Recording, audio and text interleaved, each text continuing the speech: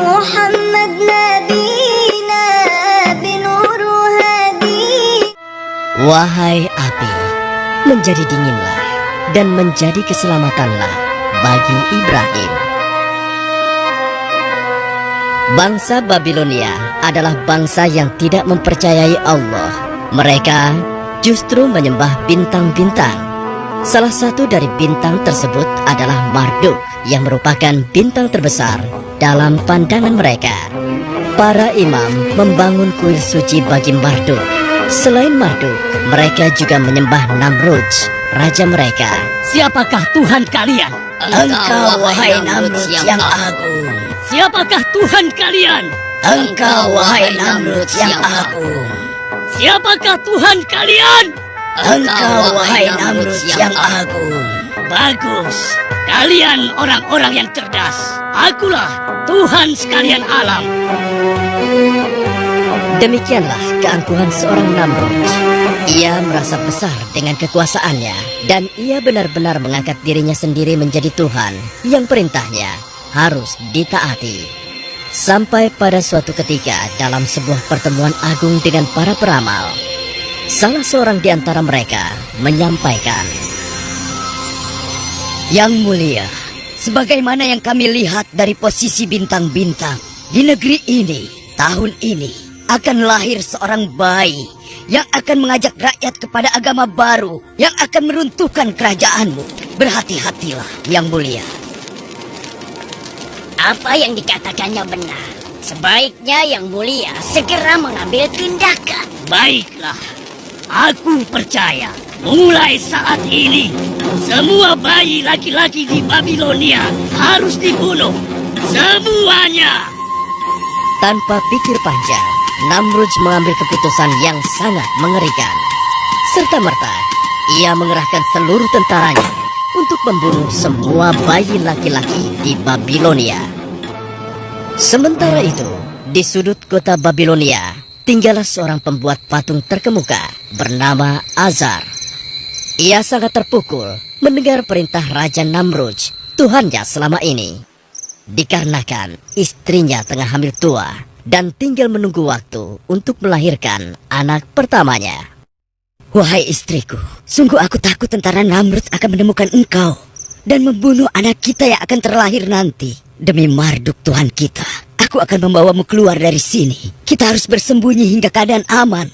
Oh, baiklah. Kalau begitu, aku akan bersiap-siap.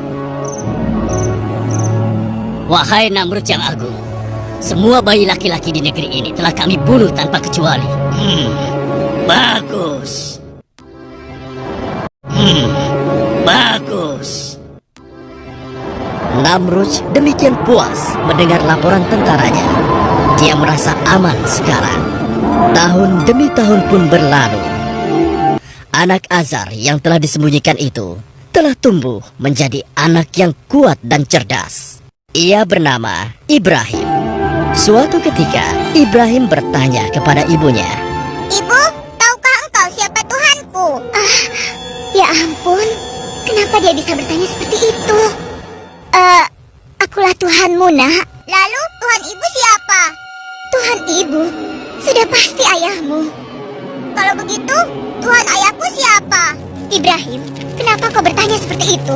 Tentu saja Namrud adalah Tuhan ayahmu. Lalu, Bu, siapa Tuhan Raja Namrud? Ya Tuhan, bagaimanakah aku harus menjawabnya? Jangan-jangan inilah anak yang dikhawatirkan oleh Raja Namrud. Inikah anak yang akan mengubah agama dan kepercayaan masyarakat Babilonia? karena tidak puas dengan jawaban sang ibu, Ibrahim kecil pun keluar dari gua dan ia mencoba mulai mencari siapa Tuhannya. Malam pun datang. Saat itu bulan purnama bercahaya menerangi malam. Wow, inilah rupanya Tuhanku. Ibrahim kecil sangat kagum dengan bulan purnama itu. Sekali lagi ia yakin itulah Tuhannya. Tetapi tatkala pagi menjelang, Kenapa dia menghilang? Kemana sinarnya tadi? Dia pasti bukan Tuhan.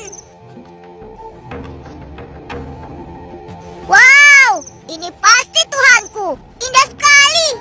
Besar dan sangat terang. Pasti dia kuat sekali.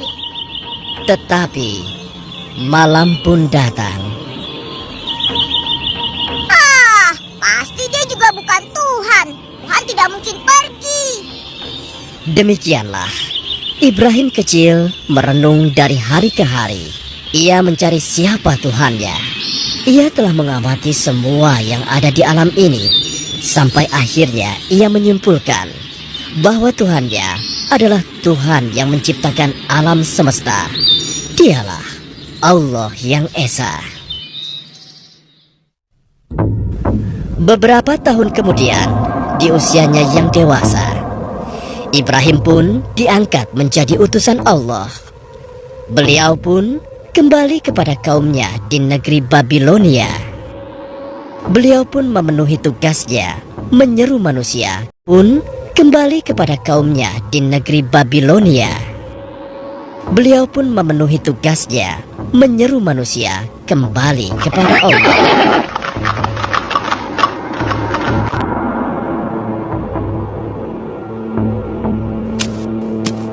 Wahai kaumku, kenapa kalian sembah patung ini? Bukankah ia tidak dapat mendengar, juga tidak dapat bergerak dan membantu kesulitan kalian? Tolong kalian Usir berpikir. saja, biarkan saja dia. Semoga Allah memberi petunjuk.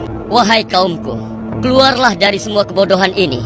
Tidak ada gunanya kalian menyembah semua patung yang ada. Ia tidak bisa menolong kalian. Wahai Ibrahim, ini warisan nenek moyang kita yang selama ini kita anggap suci. Kau hendak menghina nenek moyang kita. Aku tidak menghina. Aku hanya mengajak kepada kebenaran yang sesungguhnya. Kebenaran seperti apa yang kau maksudkan, Ibrahim? Sembahlah oleh kalian Allah yang Esa yang menciptakan kita, batu-batu itu, dan alam semesta ini. Celaka engkau, Ibrahim. Engkau ingin mengganti Tuhan kita selama ini dengan Tuhanmu yang baru. Lalu akan engkau apakan Tuhan-Tuhan ini? Mereka hanya batu belaka. Kalian harus menghancurkannya. Benar-benar gila kau, Ibrahim. Engkau ingin menghancurkannya. Terkutuk engkau. Marduk akan menghukummu. Aku tidak takut.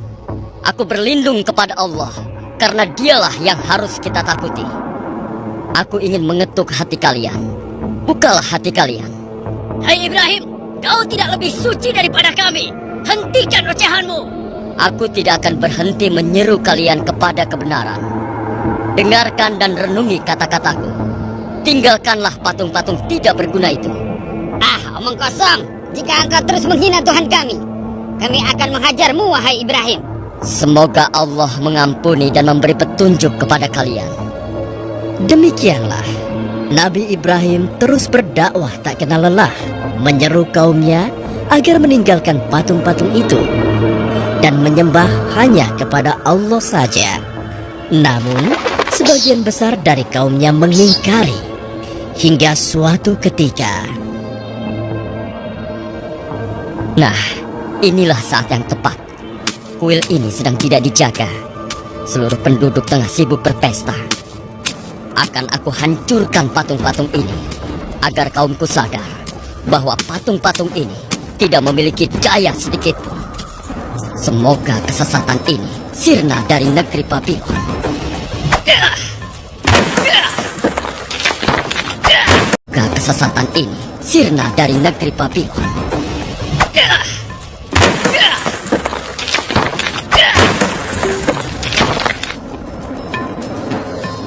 Nabi Ibrahim menghancurkan semua patung-patung milik kaumnya, kecuali berhala yang paling besar yang disebut Marduk.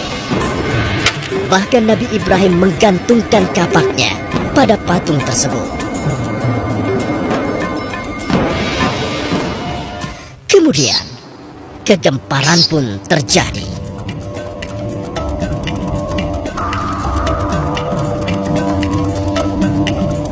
Apa yang telah terjadi di sini? Kenapa Tuhan-Tuhan kita hancur begini? Siapa yang melakukannya? Hanya Marduk yang tidak disentuh. Lihat, hanya Marduk yang utuh. Wahai Itsar yang agung, siapakah yang menghina engkau seperti ini? Mimpikah yang kita lihat ini? Celakalah kita semua. Siapa yang melakukan ini? Jangan-jangan Ibrahim, Karena hanya dia yang berniat melakukan hal ini, kita seret dia ke sini. Betul. Seret saja dia. Ayo seret. Seluruh penduduk negeri Babilonia gempar. Mereka marah, tidak menerima kenyataan yang ada. Dan mereka sepakat kemarahan itu harus ditumpahkan. Hei Ibrahim, pasti engkau yang telah melakukan ini semua. Mengaku sajalah. Mengapa kau tuduh aku? Mengapa tidak yang lain? Jangan mengelak kau Ibrahim. Hanya kau yang memiliki niatan seperti itu. Apakah kalian sudah menanyakan pada sosok yang memegang kapak? Kau sudah gila. Mana bisa dia berbicara? Apalagi bergerak menghancurkan patung yang lain. Nah, apabila mereka tidak dapat bergerak, apalagi menolong dirinya sendiri, mengapa kalian masih menyembahnya? Jangan ceramahi kami, Ibrahim. Aku hanya ingin menyadarkan kalian, menyelamatkan kalian dari dosa dan kesesatan ini. Tidakkah kalian menyadarinya? Para pendeta dan penduduk tidak dapat membantah ucapan Nabi Ibrahim. Namun, kesesatan sudah merasuki mereka. Bukannya tersadar, mereka malah menjebloskan Nabi Ibrahim ke dalam penjara. Wahai Ibrahim, aku harap kau menyukai tempat ini. Kau seharusnya belajar untuk tidak bermain-main dengan Tuhan kami. Sekarang berjalan dan bergeraklah. Raja Namrud akan memberikan hadiah kepadamu. Kaukah yang telah membawa agama baru dan Tuhan baru? Kaukah yang telah menghina rakyat Babilonia dan juga para tuhannya? Ya Habib